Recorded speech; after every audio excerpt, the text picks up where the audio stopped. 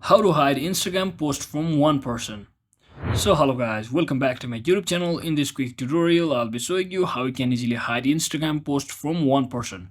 So if you have someone in your mind whom you don't want to share your particular post, then you are in the right video. So in that case, what you can do is first simply head over to your profile by simply tapping on this profile icon at the bottom right corner. So let's say I want to hide this post from my particular someone. So I'll just click on this three dot icon over here.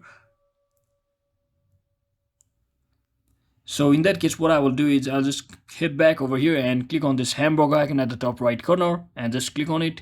And once I'm inside here, I will scroll down until you see the option called restricted. So you just have to tap on this and click on next.